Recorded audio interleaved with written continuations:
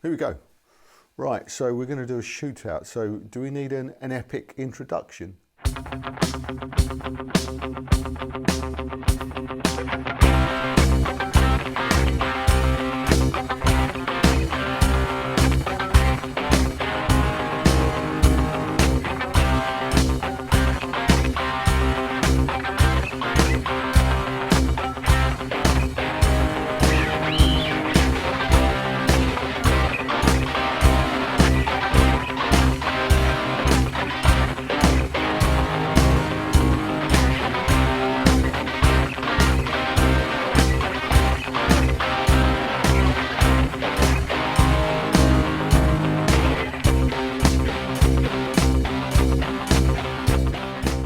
I think this is the thinnest neck of the lot. It's nice and comfortable to play. It's got a really nice finish. I suppose it's satin. It's a satin finish. It's really smooth. It's not the real deal. It's a tribute to the real deal. It's still really expensive, and it's still a guitar that you'd have to think twice about buying.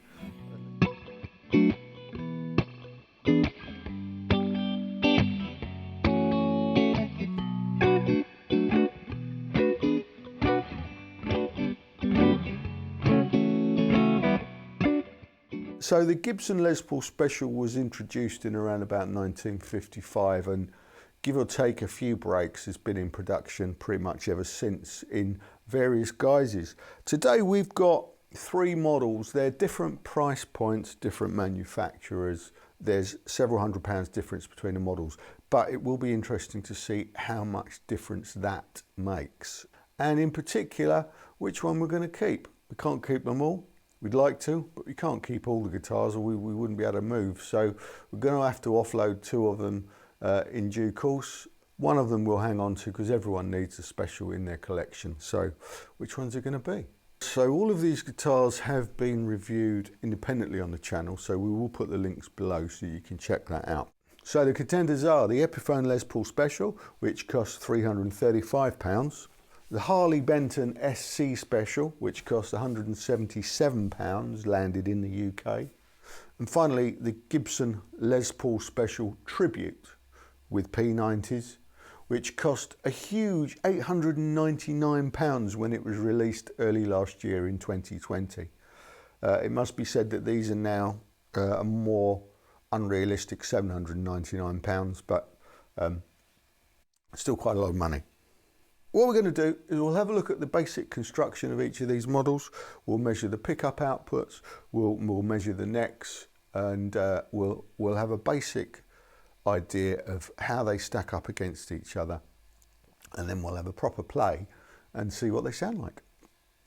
So first of all, let's look at the necks, because the biggest, one of the most obvious differences between these guitars is the necks. The Epiphone in particular here feels really chunky straight away out of the box, and it can be a little bit uncomfortable if you're playing big bar chords constantly and you're trying to stretch. I just want to point that out straight away because that is one of my impressions of this guitar straight away.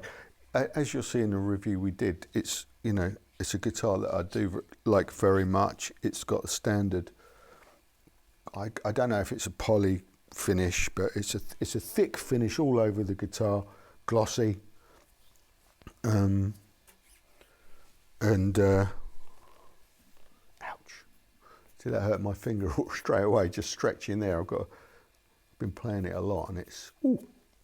So on the Epiphone, the depth at the first fret is 0.895, width at the nut 1.695, width at the 12th fret 2.118, and the depth at the 12th fret 1.004. So on to the output of the pickups. On the Epiphone, a bridge pickup is 7.73 and a neck pickup is 7.76 ohms.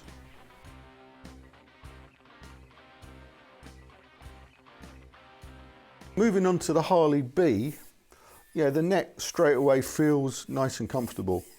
The guitar's got a really, it's got a really nice finish. I suppose it's satin. It's satin finish. It's really smooth, really feels nice, very tactile.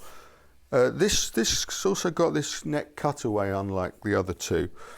So it's got a kind of a modern touch on the neck. P90 pickups. The bridge on this one differs as well. Rather than a straightforward wraparound, unlike the others, this has got a Bada style adjustable wraparound bridge. So you've got intonation adjustment on this, unlike the other two.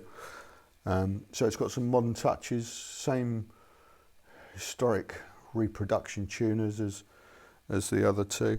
So it's pretty much a special all the way. It's obviously slightly different shape because it's not licensed by Gibson, so it's got a pointy horn there and a different shaped shoulder, different shaped scratch plate, but apart from that, yeah, all pretty much, it's definitely a special. On the Harley Benton, width at the nut 1.682, depth at the first fret 0.882, width at the 12th fret 2.083, and the depth at the 12th fret is 0.981.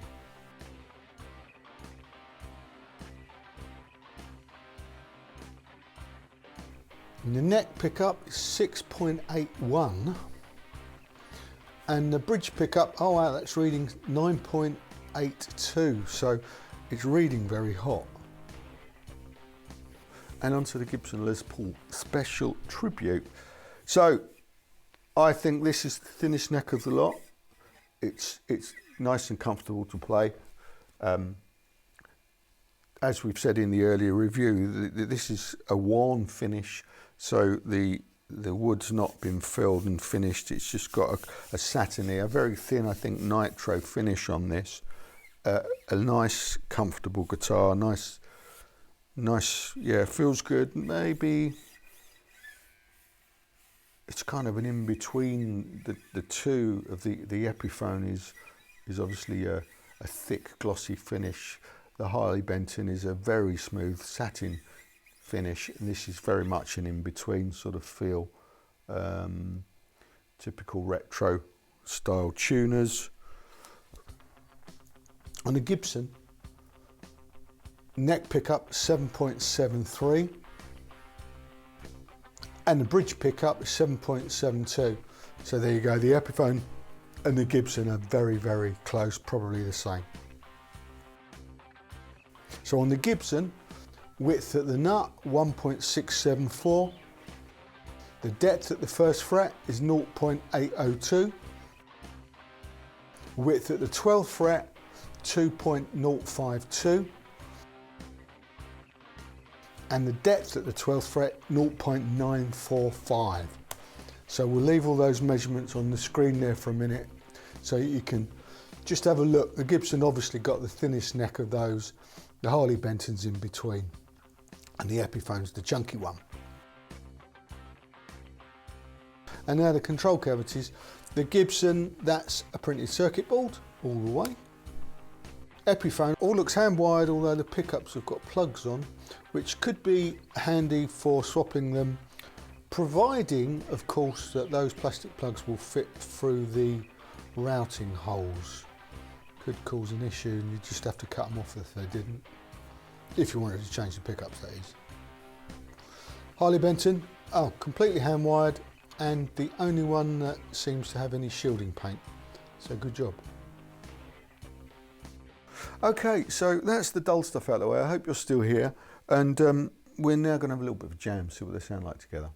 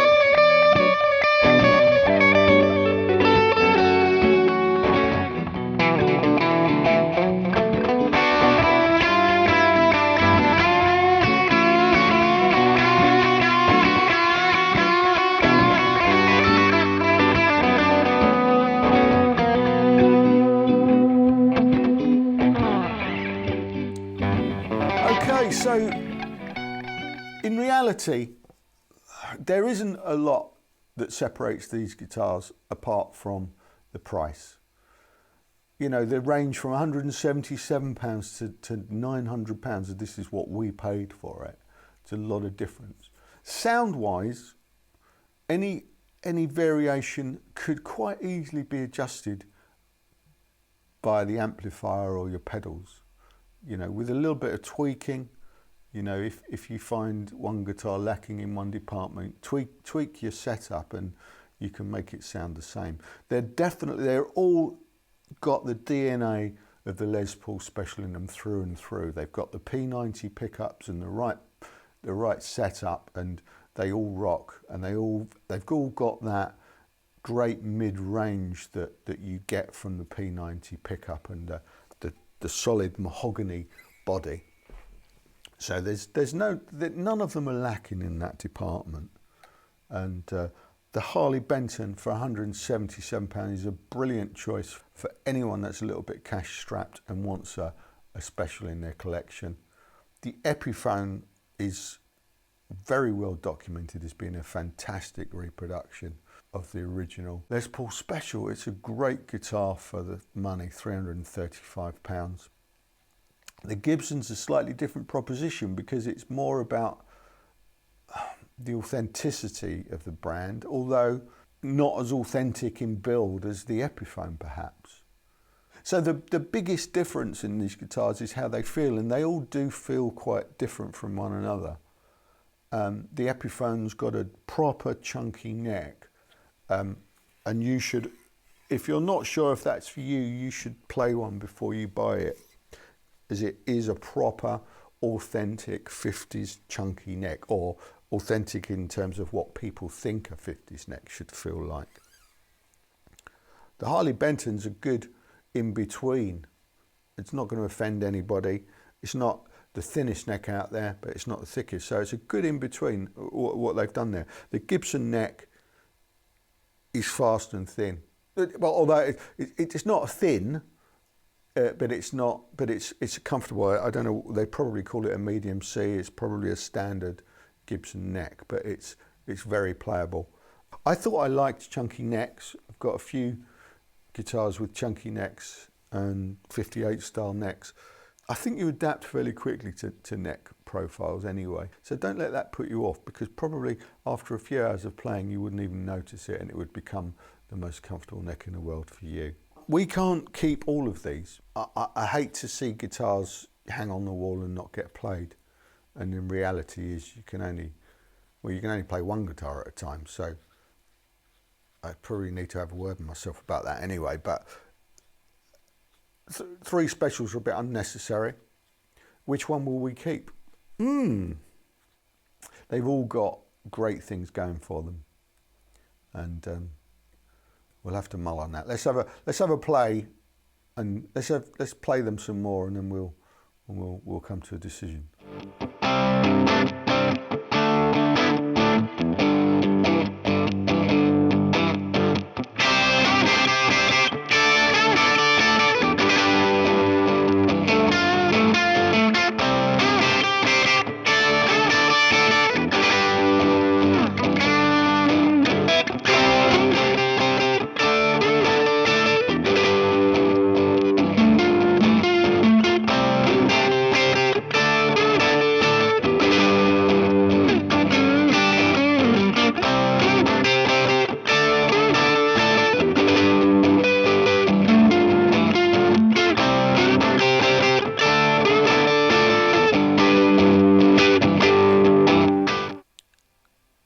What do I like and dislike about each one? Well, my main gripe with the Epiphone, I think, I'm not going to complain about the neck profile, because it's a vintage kind of correct feature. So, and there's a lot of people who say that it adds to the tone, and the Epiphone has got a really nice open sound. It's a really nice sounding guitar, this. There's really not a lot wrong with the Epiphone at all. Certainly for the money, £335. My biggest gripe with the Epiphone is the colour. It's a little bit too mustardy. So that's really, I think, my only criticism of the Epiphone. Harley Benton. The Harley Benton. Well, what's not to love for £177? What I really like the finish. It's unusual. It's really nice, and I imagine it'll wear. I've been manhandling this guitar quite a bit, and it doesn't seem to attract prints and dirt as much as I'd expect it to. I really like the guitar. I think the switch feels a little bit cheap on this, but I guess you'd expect that, and that's an easy thing to replace. It's interesting that given that the bridge pickup read so hot, this is the guitar with the least output compared to the others. I think you can hear that. So I would say the pickups are probably not as good as the Gibson made ones, but it's something you could change quite easily if you wanted to. But you know, stick a drive pedal on, and you know, it will do what the others do. It doesn't really make a difference in real terms. It doesn't make any difference. The wiring's good, but really you can't really fault a guitar that's delivered for £177, and this is a brilliant choice for as I say, cash-strapped people. Or people really just, you know, the thing about these cheap guitars is they really don't owe you anything, so, you know, you can just have fun with it. And the Gibson, it's got a bit of weight to it.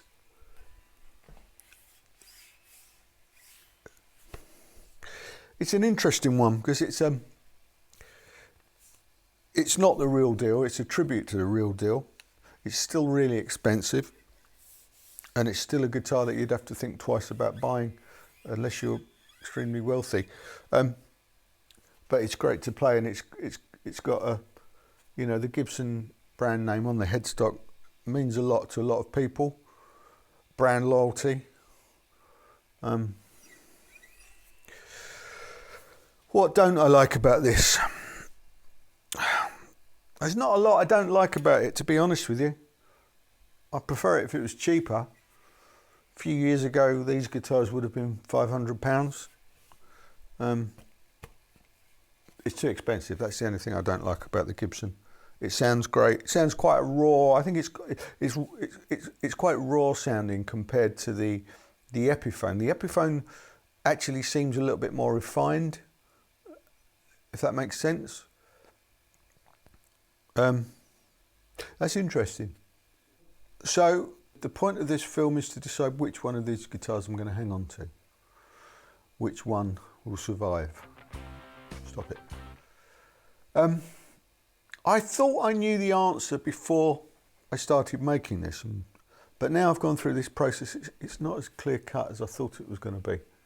So I know that the Harley Benton, I'm going to trade it or sell it, because there's somebody out there that will get much more use out of it than I will, and deserves a great guitar like that to learn on, or just to have in their arsenal. So it's between the Epiphone and the Gibson, and before I started I honestly thought that the Gibson would be the one that I wouldn't be able to let go of. However, I don't know. I can't decide. I might keep both of them. I can't decide. I really like this.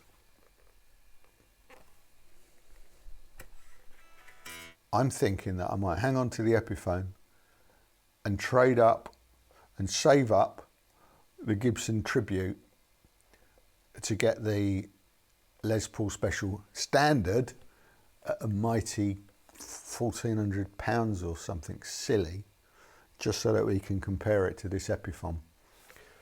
I think this is a real giant beater, and yeah, that's what I'm going to do. The winner. And that's not what I thought. This is not what I thought I was going to say, but I'm going to keep the Epiphone.